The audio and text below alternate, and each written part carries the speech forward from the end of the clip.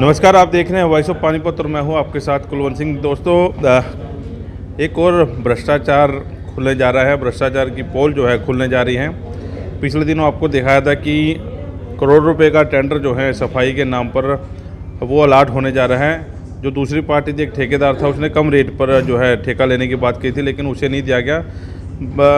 खबरें शेयर हुई और सीएम तक ये मामला पहुंचा और वो टेंडर जो है रद्द हुआ। लेकिन अब बड़ी बात यह है कि टेंडर वो दोबारा होने जा रहा है, लेकिन नियम एवं शर्तें जो हैं बदले गए। सारे मामले में मुनीश अंसारी मेरे साथ है, पुराने ठेकेदार हैं। अंसारी साहब, नियम एवं शर्तें बदलना और उसके बाद टेंडर फिर दोबारा खोलना, और जाहिर तौर पर जैसे आप बात कर रहे हैं उन्हीं ठेकेदार को जाना, ये जो निगम में बैठे हुए हैं, मेयर बैठे, डिप्टी सीनियर, ये मेरे इनके मतलब है नहीं, इनको पता भी ये काम होने जा रहा है। इनको सारी चीज़ पता है इनको, लेकिन जानकर अनजाने बन रहे हैं। ये मुझे पता नहीं लगता इस बात पर कि भी ये इस तरह से इसमें एक्शन क्यों नहीं ले पा रहे। हालांकि पिछली बार दुष्यंत भट्ट जी ने जो इसमें अपना डिप्टी मेयर हैं, उन्होंने काफ़ी क्वेश्चन उठाए थे और उनके काफ़ी उन्होंने अभी मांग की थी इसको रद्द किया जाए। वो तो तारीफ़ कर रहे थे आपकी कि मतलब जो कम वो है उसको ठेकेदार को देना चाहिए। उन्होंने किया था और उन्होंने इसकी आवाज़ उठाई थी, तो मैं उनका धन्यवाद, उन्होंने सच्चाई उठाई उन्होंने। अच्छा, सीएम ईमानदार हैं, ठीक है, उसके नीचे वाली लॉबी है, वो कह रहे जी यहाँ के सांसद भी ईमानदार हैं, विधायक भी ईमानदार हैं, मेयर भी ईमानदार हैं, फिर ये भ्रष्टाचार कर कौन रहा है? इसके अंदर मैं मेयर के बारे में कुछ नहीं कह सकता कि मेयर से मेरा कोई वास्ता नहीं पड़ा, लेकिन इसमें देखते हैं कि अकेला मान लो कमिश्नर अकेले मेयर ये नहीं कर सकता इतना बड़े उसको। इसमें ऊपर से लेकर ये ऊपर से अधिकारीगण हमारे जो आईएएस लॉबी है ऊपर, वो इसमें इन्वॉल्व है कॉन्ट्रैक्टरों के साथ, क्योंकि इसमें मोटा काफ़ी लेन देन होता है इन टेंडरों में। यार फिर ये बिठा क्यों रखे हैं, ये जो नेता नुता बिठा रखे हैं, ये सिर्फ वो कागजों में साइन करने के लिए या वो चाय पानी का नाश्ता करने के लिए? ये दो तरीके होते हैं इसमें, प्रशासनिक और सासनिक। सासनिक जो है ना, सासनिक जो है हमारे मंत्रिमंडल जो लूज पड़ गया है प्रशासन के ऊपर, प्रशासन हैवी हो रहा है, क्योंकि प्रशासन अधिकारी जो चाह रहे हैं वो हो रहा है। फिर इनको इस्तीफे दे देने चाहिए अगर जो नहीं है। आप समझ नहीं आ रही कि मान लो क्यों नहीं करा पाते ये इतना, और भी समझ नहीं पा रहे। आप कह रहे हैं कि मैं इनका नाम नहीं लेना चाह रहा, डायरेक्ट इन्वॉल्वमेंट इनकी नहीं है और इनको सारी बात भी पता है, फिर भी नहीं हो जा रहा। मैं ये नहीं कह रहा कि मतलब ये मतलब ईमानदार नहीं है, डंके की चोट पे कह रहे कि ईमानदार है, लेकिन इन अफसरों को पकड़ता क्यों नहीं है लोग? अब इनको हमने मांग की थी, पहले टेंडर रद्द किया, लेकिन हम इनसे मांग कर रहे हैं कि सीबीआई इस पर इंक्वायरी बिठाएं सीएम साहब, और इसको जाँच कराएँ इसकी, और हमें शामिल करें इसमें जाँच में, और हम इसको उजागर कराएंगे, बैठकर सारा एक एक चीज़ उजागर कराएंगे इसकी। और मैं दावे से कहता हूँ कि इसमें अधिकारी भी आएंगे, इसमें बहुत कुछ आएगा इसके अंदर।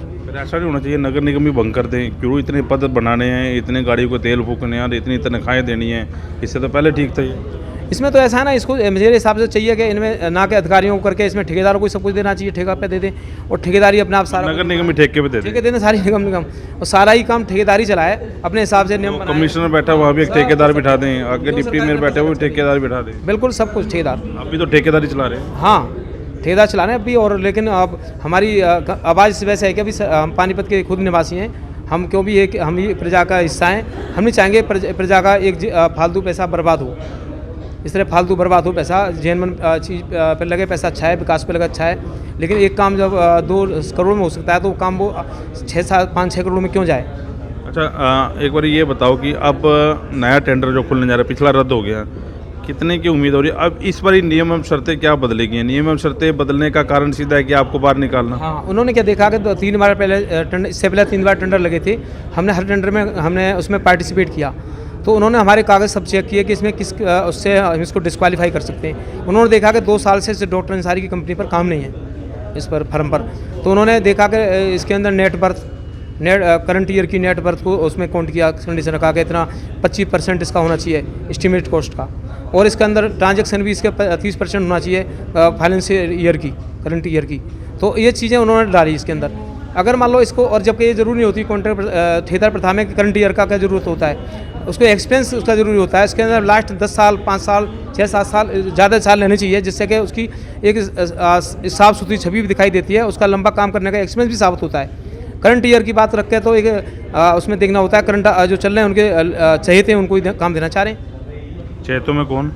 चहेतों में करंट काम करने ठेकेदार, इस टाइम एट प्रेजेंट काम जो भी काम कर रहे हैं, और भी कंपनी है पानीपत में काम कर रहे हैं, ये भी हैं और भी आ सकते हैं, ऐसी और भी हैं हरियाणा में बहुत सारी जो कर रहे हैं काम। टोटल अभी तक का, क्योंकि आप डायरेक्ट इन्वॉल्वमेंट है आपकी निगम के अंदर, अभी कितने का ठेका चल रहा है? और अगर जो JBM को ठेका देना है, फिर नाइट स्वीपिंग क्यों, नाइट स्वीपिंग देनी है, फिर ये नाला गैंग क्यों, जो नाला गैंग देना है, फिर एक ये टेंडर और क्यों? मेरा यही तो एक मान लो सरकार से सुझाव भी है और ये कहना भी है कि सरकार ने जब JBM जैसी कंपनी को यहाँ पर टेंडर 12 साल का एग्रीमेंट कर दिया, उसके एग्रीमेंट के अंदर नाइट ये जो अपना सारा था डोर टू कलेक्शन का भी, कूड़ा बाहर से उठाने का भी, तो अलग से झाड़ू का अलग टेंडर देना, अलग से फिर इसके अंदर बाहर से कूड़ा उठाने का टेंडर अलग देना, नाइट स्वीपिंग का अलग से टेंडर देना, 5 रोड की स्वीपिंग का अलग से टेंडर देना, हुडा के सेक्टरों का अलग टेंडर देना, ये एक्स्ट्रा ही पैसा था। और मैं इसी की तो मांग कर रहा हूँ कि इसकी CBI इंक्वायरी होनी चाहिए इस काम की, कि ये अलग से एक टेंडर जब दे दिया गया है तो ये पैसा एक्स्ट्रा पैसा क्यों दिया गया है, और जिसमें अधिकारी जो भी इन्वॉल्व रहे हैं उनके खिलाफ में एक्शन होना चाहिए। CBI इंक्वायरी की जरूरत क्यों पड़ी? इतने बड़े CBI के नेता यहाँ पे बैठे हुए हैं, शहर के जो बड़े नेता हैं, वो इंक्वायरी करवा लेना, उनके पास तो सारा सिस्टम है। अगर ये नेता इंक्वायरी करें तो अब तक ये सारा कुछ सही हो जाए, नहीं कर पा रहे, हमें क्यों नहीं कर पा रहे, मैं समझ नहीं पा रहा हूँ ये चीज़ें। निकम्मापन कह सकते हैं आपकी भाषा में इसको, कि मतलब अफसर सामने सामने लूट ही रहा है सारी चीज़ें।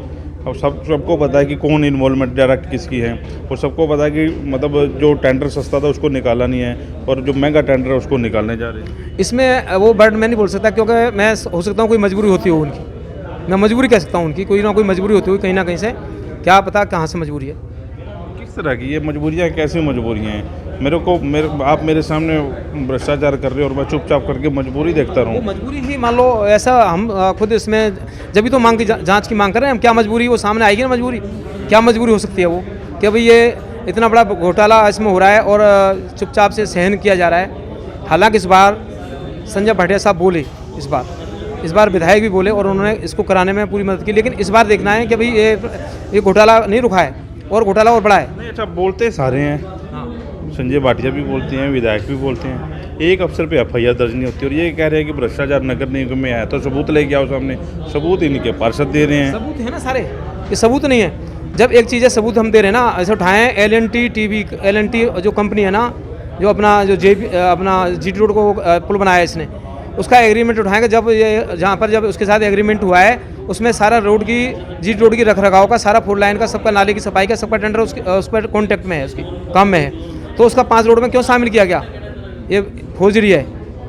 इसकी जो इंक्वायरी बिठाए ना, इसमें जो अधिकारी अगर इन्होंने 5 रोडों में इसमें काउंट किया है और 5 रोडों की पेमेंट दी है, इसकी रिकवरी होगी, उसके खिलाफ पर्चा दर्ज होना चाहिए। अच्छा, LNT का अलग हो गया एग्रीमेंट, 5 करोड़ रुपए अलग की बात कर रहे हो आप?